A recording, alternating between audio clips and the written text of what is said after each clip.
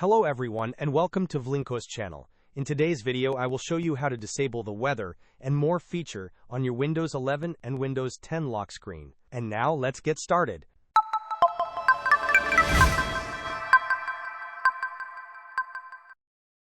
If your device is running on Windows 11 version 23H2 or later, or Windows 10 version 22H2 or later, you might be seeing the weather and more option on your lock screen.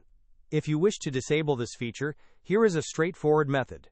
Begin by performing a right-click on your desktop, and then select Personalize. Once you are in the personalization settings, look for the lock screen option and click on it. Within the lock screen settings, you need to locate the lock screen status section. This is where you can choose an app to display detailed status information on your lock screen. If the weather and more feature is currently active, you will see it listed under the lock screen status. To disable it completely, simply select None from the available options. This action will effectively turn off the lock screen status on your Windows device.